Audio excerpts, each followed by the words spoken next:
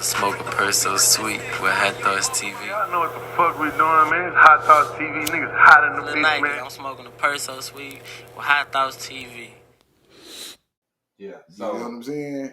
Is this soon as you getting off like the bus per se, like, okay. This once you leave, like, so they got, just think of it as intake. They gotta bring you somewhere to process you. Take your blood, cut your hair, run tests on you, shit like that. And those are what you call state jail facilities. So again, niggas be on here talking about going to prison. A lot of people go to the state jail prison, which is similar to the county. It's like a processing unit or just a holding facility. They even call them transit units. Yeah. As they process you to see where they could classify you to put you and stuff like that. The whole goal was of those units, right? And it's multiple of those units, was to keep you away from hardened criminals who've been doing time on Ferguson. Before, you would go to the penitentiary and go straight to Ferguson unit, like from the streets. The Ferguson unit, that's fucked up. Like, you get right there, niggas able to, so they like, nah, we shouldn't have these people mingling with these people. And that's when they start coming up with things like, you are an offender or you are an inmate when you come in.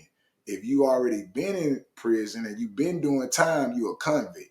So they don't want to send you to the convict form.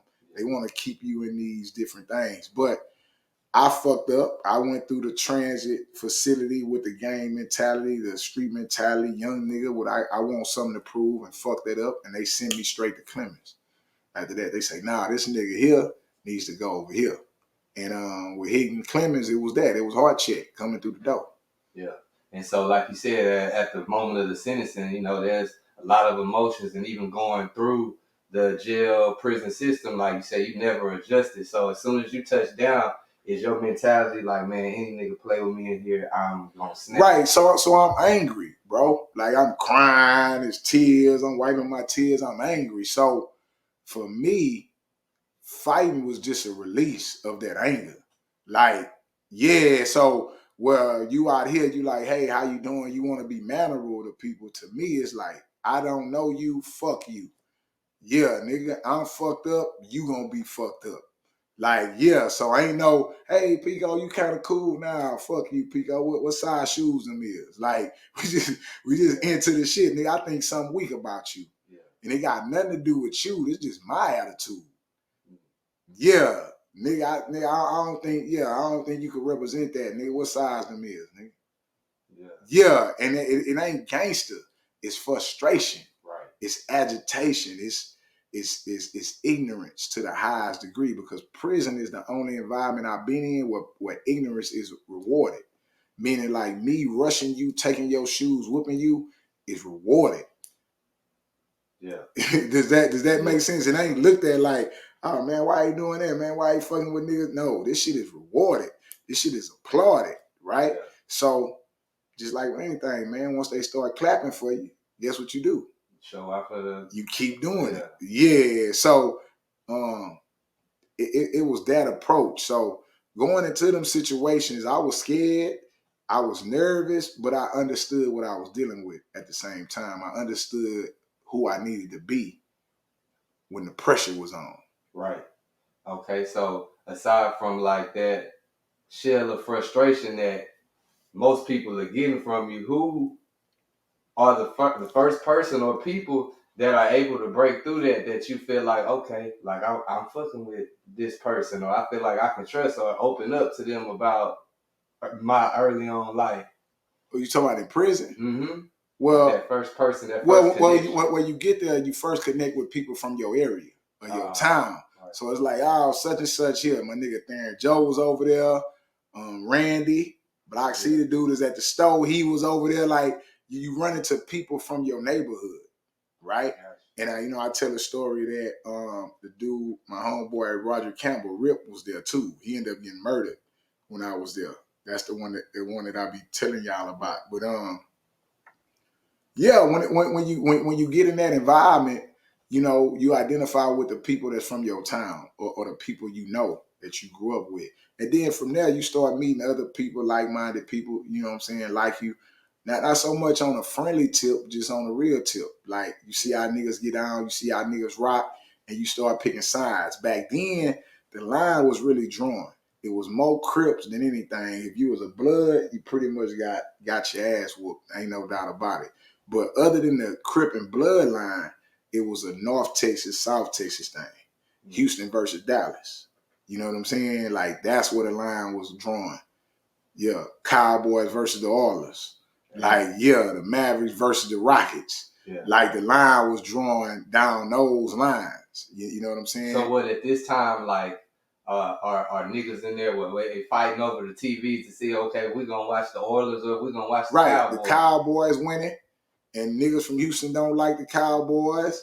Niggas from Dallas holding down. You ever met a Cowboys fan? Man.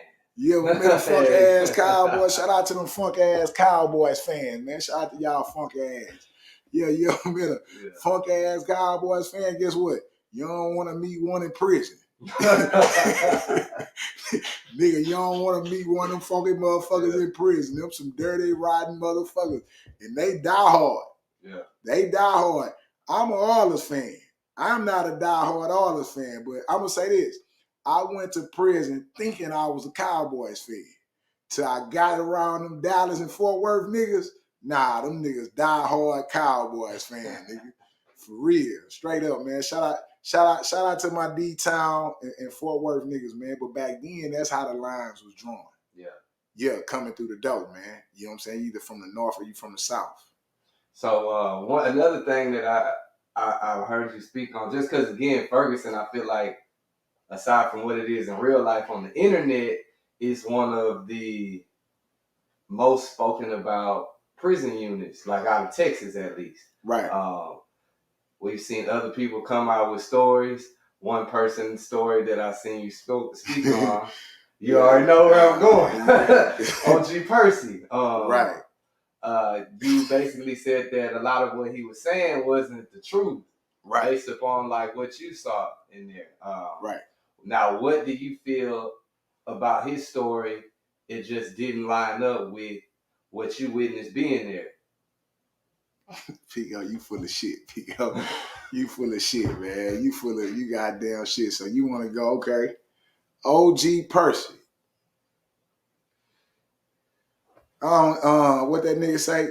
Tales from a Wimp. You know what I'm saying? OG Percy, Tales from a Wimp, right? You know, I don't know, man. It's like this, man. To be honest with you, man, I wish OG Percy never spoke on Ferguson Unit. I'm saying that to say, like you say, y'all don't know about Beto Unit. Y'all don't know about Cofield Unit. Y'all don't know about Michael's Unit.